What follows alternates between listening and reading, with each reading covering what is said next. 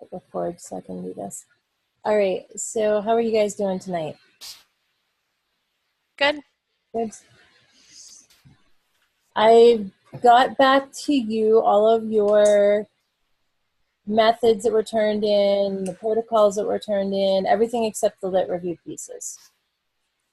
Okay, so do you have questions, like for the good of the order, not individual specific? I mean, we can talk specifics, but questions overall kind of about any of that? We're just going to copy paste those into the protocol for the IRB.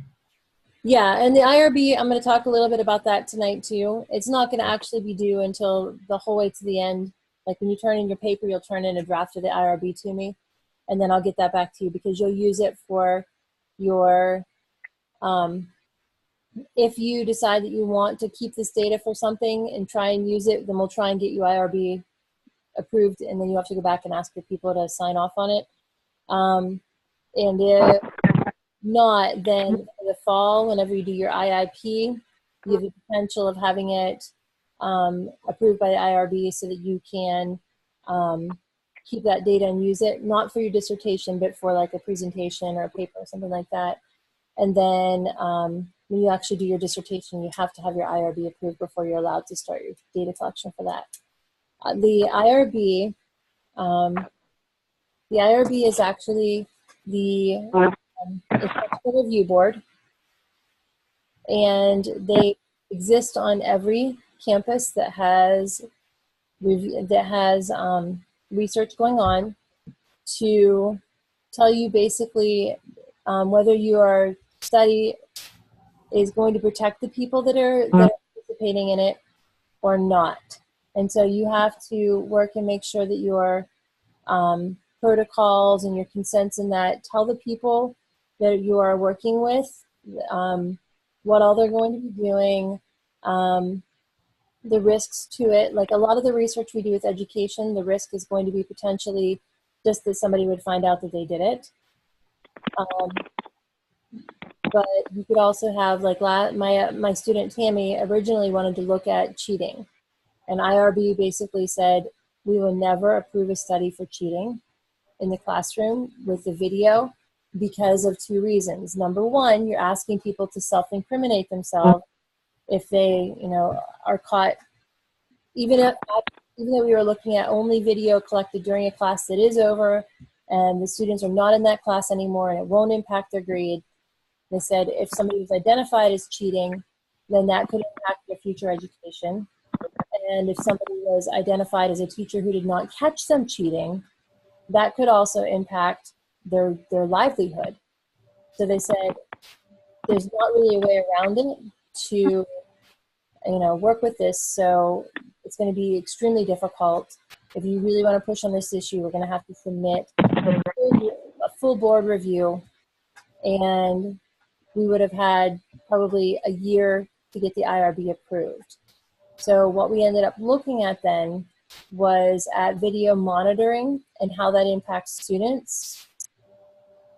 And I did how that impacts students and how test anxiety, the behaviors that they exhibit, how teachers can know whether students are cheating or not based on these behaviors, what are normal ones for the students to use, how community college students compare to four-year college students, and then how this compares to their test anxiety score. So she still kind of looked at what she wanted to look at, and if we would have found evidence of cheating, we would have been able to report on that and write that up in our journal article. But to be honest, if you're cheating on video, you're not going to give somebody consent to look at it, number one. So you're already going to have a bias in your study. And number two, by that time, although it would be really interesting to look at, we really didn't have access to anybody that was cheating. So, it was a good thing we had given up on that thought before that. All right, so IRB, basically you outline your procedures, you outline the data that you're collecting, you outline how you are protecting people, how you are minimizing the risk to them, and you would have your consent forms that you have to have them fill out. The IRB, before you can actually start to collect data that is kind of certified by them that it's okay to collect it, you are going to have to complete your city training. We slot this in your program in the, when do we do it? I think it's at the beginning of the next summer that you are supposed to have it completed before you can start collecting data that with consent forms and things like that. If you think you want to use the data from this summer and write it up for a presentation at a conference or for try and write a paper from it or something like that, you're going to have to complete your city training in the very near future. I will send the link out to you all in an email. You do not have to do that for this class. You will do it at some point in the future, but if you want to have IRB approval for the data you're collecting this summer, that has to be done or they won't let you do it. It takes probably, the kids that I work with undergraduate students as research assistants, and they said it takes probably, they say it took them about 8 to 10 hours to go through and really do it. Then some of the other ones just went through and took the tests until they passed. And I don't think that they actually, because that person told me that it only took them about 4 or 5 hours to do it. And so there's no way they could have actually watched all the video. But I will send you some information on that if you're interested in doing your city training now versus later. Okay, so that's something, yes. I was just wondering, Dr. Jen, I saw that on your, I think it was the consent form, that it said that you're asking your participants to make use of the video in some, like to show the video. Is that a particular requirement, or can we not have that? Because I've said to my participants when I interviewed them that the video would not be shown and only I would see it. Or see, because if you've already interviewed your participants or you're using class video that was collected before, then you're not going to be able to use it. And you would okay, say that. okay. Whenever you're supposed to have your student you're supposed to have your students consent before you collect any data from them. Yeah. So theoretically, for those of you that had to collect data already because of the summer schedule or whatever, you would have had to have your IRB done before you came into class to get it approved, because it can take up to a month or 6 weeks sometimes. I've had them 3 months, 4 months for some of them. And depending on the age of the students you're working with. If you're working on with adult students or adult learners, it's a heck of a lot easier. If you're looking at something that can be considered program evaluation or program or activity evaluation, like something in your, you're doing something in your class and you can frame it that way, it makes it a lot easier as well. There are ways to make it go through IRB more smoothly than I typically do. I think that the guy that runs it all is Bob, and I think he sees my name on it, and he's like, qualitative study, she has to do full exempt. Whereas like Ray put through the same thing, and they were like, not human subjects research, which means that it's not reviewable research. It's the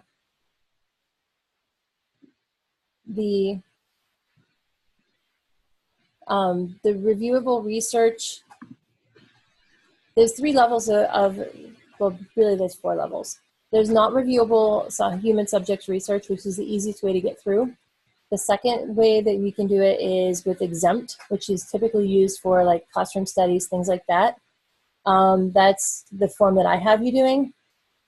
The second one, or the next one, is expedited, which means you have a lot more paperwork to do, but it doesn't have to go to the board. And then you have full board review, and that's usually reserved for medical studies, where you're collecting biological samples and things like that. Your city training lasts for 3 years. Your IRB tends to last, I think it is for 3 years. I think it might be 2 years. It depends on the level, and they just made changes this spring, and I've not actually read through all of their changes just to make sure, but it usually lasts 2 years for the IRB to 3 years for the IRB, and it'll last for 3 years for your training. So you should get the whole way through your dissertation process and have your city training still good, even from now. So we'll go through those, the IRB forms in that. I will have They're posted. There's some information about it. I will go back through how you get into the IRB and do your training in case you want to do that. And I'm going to post like a screencast more of going through the IRB and explaining some of the pieces of it.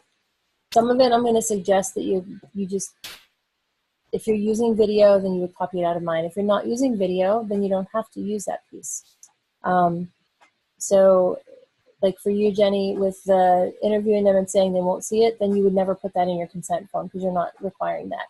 The piece I'm going to show you with the software is actually from one of my classes, and it has a group of students that for my STEM Making After School study that I just collected data on this spring, the students were required to consent to the IRB to be in the project. That way I didn't have to worry about shooting around people that weren't consented, even though they could drop out at any time, and theoretically, you know, that happens. And I will tell you that, having done a lot of classroom studies, it's always the kids whose parents say they cannot be videoed or photographed or anything that want to walk up to the camera and be like, hi, all day long.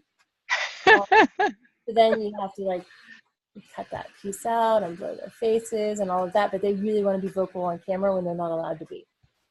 So even though I want to use the video for qualitative analysis, like the data, but I don't want to show the video. I just want to, you know, analyze or extract or code the data. So I don't need to put it in the consent form if it's not going to be shown. No, the video Yes. is in the consent form. Great. They know that you're videotaping them, but you don't have to put the checkbox that says, I'll use this for something else. And I will be honest, the people that consent, 99% of them just check it all and let you use it all. And if they're not going to consent, they don't let you do anything. There's a few that don't want their students or their children used and to be shown to people or in photographs in magazines or journals or things like that. But it's really, out of the people that I've worked with, we probably have about a 40% consent rate to 50% consent rate in the classroom. For the after school program, they had to consent to do it, and we still had 23 students out of a class of 80. So it's about a 25% there as well. So the video doesn't really seem to drive a lot of people away, especially if you're just recording their interview. But I do a lot of observational data with the work that I do, so I have a lot of video that looks at how people interact and how they work together and the tools that they're using and that kind of thing. So I have a case for using video, whereas some of you, for the things that you've talked about wanting to do in the future, you may or may not. You know, if you want to use a Think Aloud protocol and watch people do things, you kind of need to watch that. You need to be able to see that because you can't record it fast enough. You can't remember what they're doing. But if you are going to be like talking to people about their perceptions of online learning and things like that, a plain old tape recorder, audio recorder on your phone or something like that, that works just fine. If you have a group of people, like 6 or 7, sometimes it's hard to tell their voices apart if you don't have a video. So having them introduce themselves at the beginning and talk just a little bit so you can get kind of a voice print in your mind, at least anyway, of what it's like, that helps. Okay, more questions about that? Okay, I will say for most of you, your studies do not require a whole lot of methodology and a whole lot of design, because most of you are talking to people, you're going to look at things that have already been done on a discussion board or things like that, you're interviewing, and then you're looking at some documents. So having the procedure of how you're going to do this in place is a good idea. But a lot of you aren't designing something for this. You know, you're using people that are there and you're just going to be talking to them and looking at things that they've already done. So that's why your methods, I had a couple people say, well, you know, the methods just kind of seem like they didn't have much in there. But if you're designing something to happen, I'm going to use, since he's not here, I'm going to use Coop, okay? So we'll throw him under the bus tonight. He can be Bob. He's looking at chess with his children. So he was looking at needing to talk to them beforehand and see if they knew anything about problem solving in chess. And then he has several days that he's teaching them chess personally, and then he has them working online with it. So all these pieces that he's collecting or that he's looking at as he's going through each of these steps, that is his method. That is his design of his implementation. and he's setting it up really carefully so that he can collect the data. It's not something he's collecting as kind of like a lot of times, a lot of the research that people do, it'll be, here's a lesson somebody's teaching in the classroom, and I'm just going to see what they do with it. Okay, so in that case, your methodology is kind of a little bit lacking. It's not going to be that really robust kind of setup, because you're watching what's going on and you're looking at interviewing. You'll still have constraints that you'll have, and like, when do you talk to them about this, or the questions that you ask, but you aren't designing the whole thing, is what I'm trying to say. So with, for example, with Ashley, if you're going to be doing this next year for your IEIP in the fall, you're looking actually though, and some of you, as you're moving into your IIP, you're looking at setting up the intervention, setting up the learning experience, or setting up the thing people are going to be doing so that you can collect data to answer your question. And in that case, the design becomes a lot more important, because you have to structure it so that you make sure you get the pieces when you need them, and that they aren't kind of tainted from already doing it. So you may want to have a survey before they go in, and then they have this whole implementation that you put in. And the steps to your implementation, you want to make sure that they're actually doing the things you want them to do, so that your data is going to come out at the end. Does this make sense? Yeah, because I feel like when we're looking at this, some of you are designing things to do, and you're getting like a better experience with that. But others, with just talking to people that are there, I think from comments that some people have made, you feel like you're not really designing something. You still are. It's just not this big, long, drawn-out, robust-looking kind of piece, because you're not designing the whole implementation. You're designing when you're talking to the pieces that you're looking at, and those kind of things, and those will be listed then in your method. I got a dumb question. Yeah. I'm trying to design stuff for the problem solving like Coop is. And if I design this particular program to see if how they do step 1 in order to get to step 2, I want to know if they're learning something, but I guess I don't know how do I see that to code it? Okay. In that step process, I mean, do I say that how easily they did it, or how fast they did it? What's really the way to look for it? So your design, you have them creating basically a coding program that will accomplish a task. Right. Okay. So everybody kind of is on the same page with what you're doing. So what you're looking at then is you're looking and watching them do this procedure to kind of get to this, here's step 1, here's step 2, here's step 7, here's step 11. You have this whole thing lined up that they're going to follow through this protocol. And you have questions built in that they're going to talk about it. What are you doing? Talk about your moves. Why are you choosing these pieces as they go through? Okay. So this is jumping ahead a little bit, but when it comes time to analyze, then if you're looking for well, that kind of helps me with the questions that I need to frame. So that's why I'm trying to frame the questions so I know what I'm coding for. Am I looking for time or quality? You could look at time. You could look simply, very quantitatively, at how fast they do each step. That would be one measure. If you were looking at like a mixed methods kind of piece, you could look at that very easily and look at the time to do it and do it correctly. That could be one variable that you would look at. The other thing you could look at is how many attempts they make.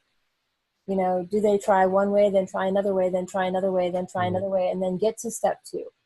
Because then that would show you that they're having an iterative process where they're trying one solution, then trying another solution, and you would kind of capture that. Right. Now these ideas, I mean, 'cause I just threw some of those out there. I'm just guessing. Is there a study, I keep on bringing up studies. Is there a study that says this way is better than this way to determine cognitive thought? If you were looking at wanting to look at, let's say you want to look at computational thinking, okay?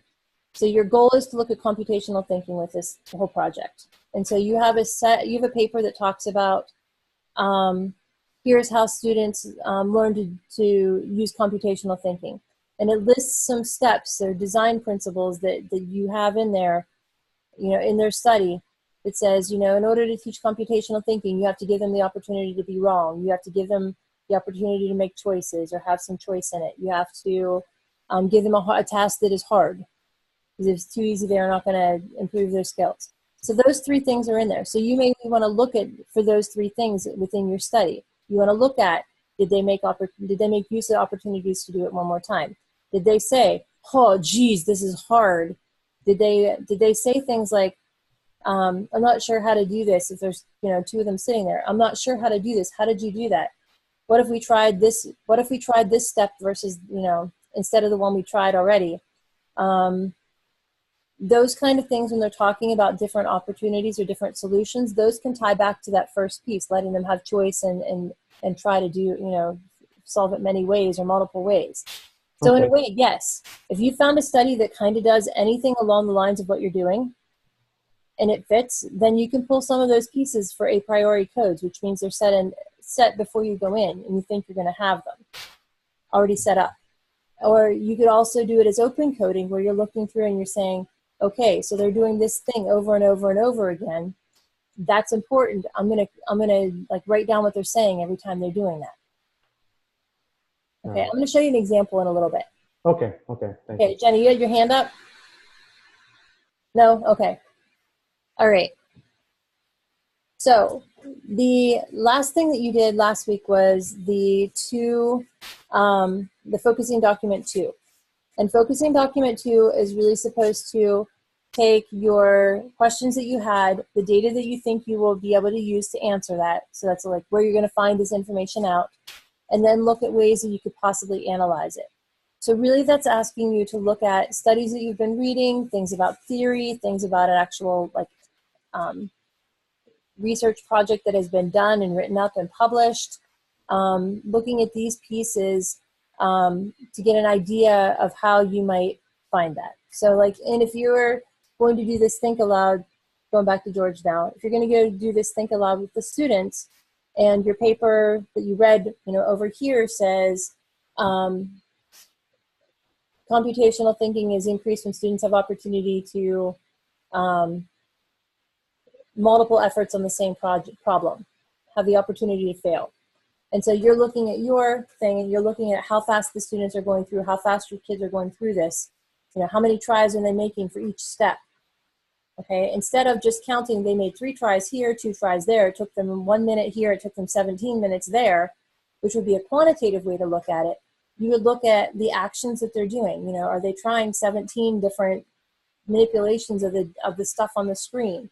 Are they talking to each other and saying, how did you do it? I tried it this way, it didn't work. Yours didn't work either. Maybe we should try it this way. That would be a conversation that showed that they were using computational thinking as defined by your study, because they're looking, they're trying multiple attempts. They're looking at a problem that's hard and difficult. They're trying to network and find ways around it. And you could match that up to the study you already saw. Does that kind of make sense for all of you? A little bit. No. I lost everybody in the weeds. But that would be still my opinion, whether they did it successful or not. It's always your opinion. In a quantitative study, it's always your opinion. Right. Because in a quantitative study, you write the survey questions, or you put your trust in somebody else's survey questions that it shows that they've done it. Because my perspective may be different than someone who's not such a good problem solver. Another person who's not such a good problem solver may think that was a good attempt. I may look at it and say, no, it's not. All right, so let me see if I can find the document. We were looking at a study I'm doing with Penn State on genetics. We were looking at questions. Yeah, exactly, Ben.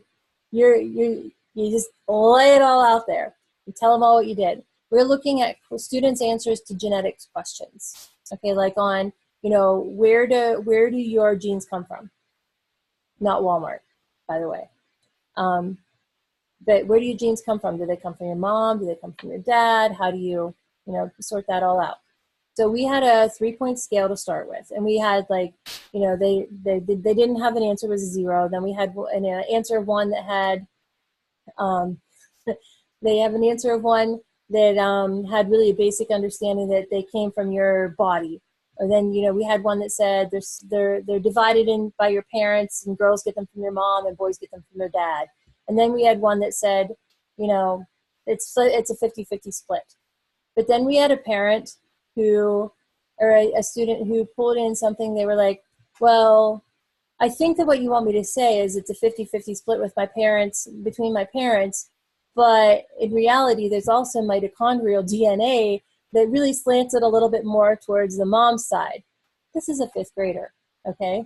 So we reconstructed our scale then, so in a way that said, you know, okay, this is one, this is another, this is another, this is another, and we put examples in so that whenever Carmen was the first person that coded, she's a science ed person, she coded it all with the scale, the rubric, and then Heather went in, who's my former advisor, and she's who I'm working with in this project. She coded it all of them as well, and using the rubric with the examples that Carmen had put in there, and we just kept adding more examples to it when we had things that the students were adding in that we weren't sure about. We talked about it, and we came up with this rubric that works pretty well. And then I hadn't been involved in any of the discussion, and what I went through and did was 30% of them, of all the tests, and I batched them up to the rubric, and then we did iterated reliability, same as you would with, you know, somebody going, you know, looking at reliability or validity of a scale. We looked at how we coded them across all the scores, and we got a pretty good reliability rating. We had like a 0.944 or something like that, which is fantastic. But we talked through the rubric. We put in lots of examples. We gave lots of detail with how we did this, and we put that whole thing, it's like 300 words in our paper that we're already having to cut words in. It's like 300 words is the development of the rubric and how we did that. So with yours, with your paper that you're doing for me right now, I'm not expecting you to go into 300, 500 words and tell me how you decided it was like that, but you can give a small example. You know, students try making more than 2 tries, you know, for the buttons to push or whatever it is. You could write that up and say, this is how I decided that this is what's going to be coded. And that's kind of what I was looking at with the code book that you're coming up with now. You know, this is the code, here's an example, you know, here's what I expect to see, here's an example of it. You're operationalizing all these words that you're using.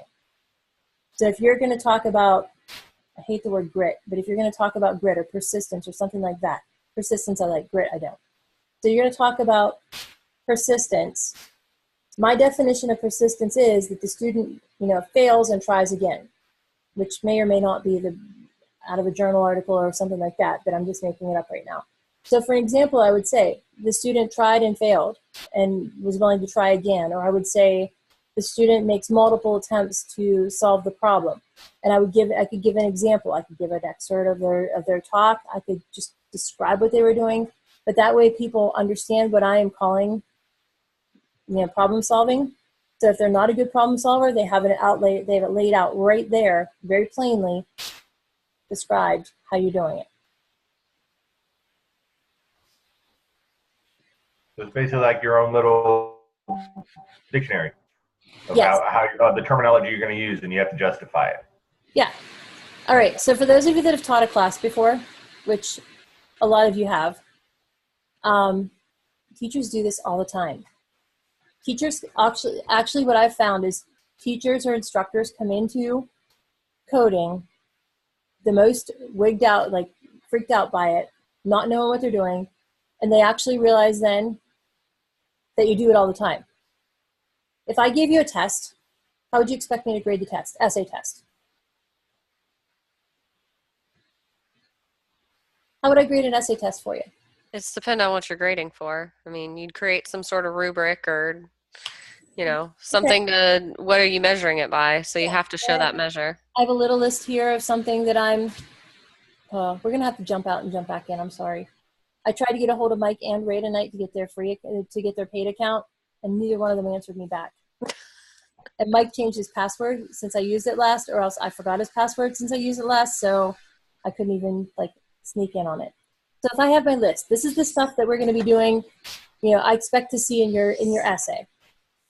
Okay, so even teaching math, you still expect to see a certain way that they're going to solve the problem. And you may be willing to take an alternative explanation of it or an alternative route to the correct answer, but you still have an answer that you want to see in it. You know, you're grading an essay, you have information you want to see in there. And you have various levels in your head, whether you actually create the rubric or not, of what you expect to see for that answer. That's your code book. What you're looking for in the answer is your code book. Now, when you get an answer from a student like us with that question about the genetics, we were not expecting to see something on mitochondrial DNA. I had to look up what mitochondrial DNA was. I'm not a biology person. Okay, so we have this stuff that I had to look up and figure out, but that wasn't part of what I was like grading it for. We had to go back and kind of like wiggle our rubric around to include a place for like stuff that kind of blew our minds that students came up with. It was well beyond their years. Okay, so your code book is written down when you start. It does not have to be written in stone. You're going to have a lot of times an article that you're looking at, and it'll have some pieces in it, you know. For one, the one I'm going to show you here, Science Curiosity has these 7 attributes in a classroom from observational data. That's what I'm going to look for. Am I going to look for other stuff? Yeah, I'm going to look for all kinds of other stuff. I'm going to look for, you know, students doing really neat things. Oh my gosh!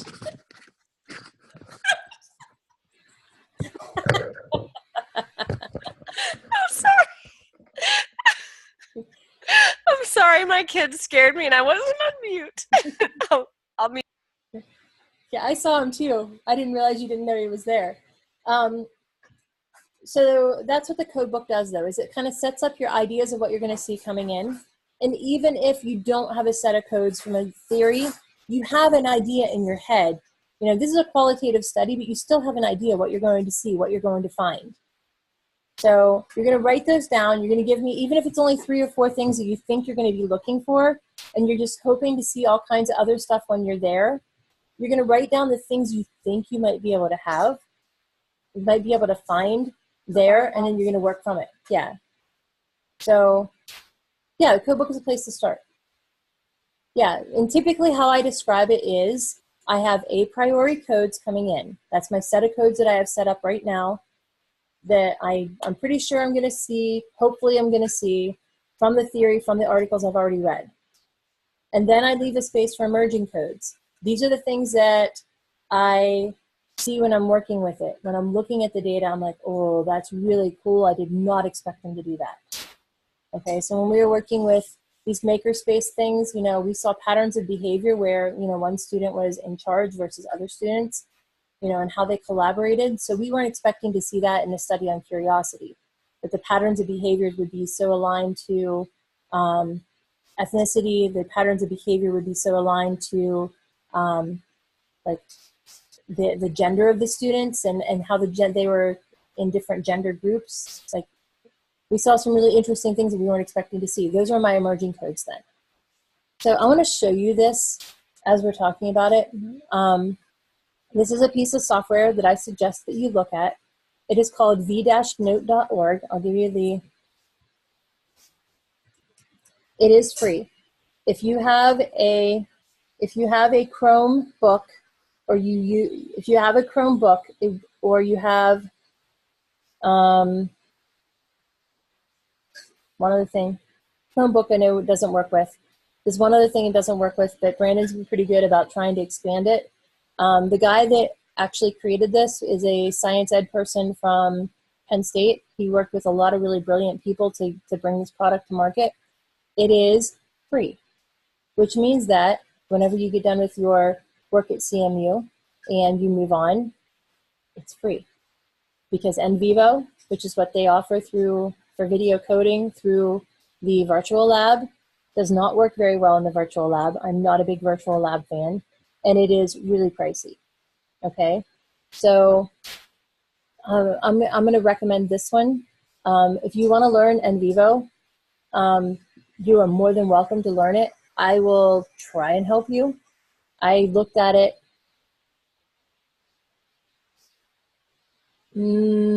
probably 6 or 7 years ago. I used NVivo for 1 semester. But this is what I use a lot of the time for my video transcription and coding. You can transcribe your interviews and your observations in a Word document. You can transcribe them in an Excel spreadsheet. I know a lot of people that use Excel spreadsheets for it, and then just color code and match them up that way. I use InkScribe, and then I use this. Inkscribe is another one that is fairly cheap. I think it's inkscribe.com. It might be .org.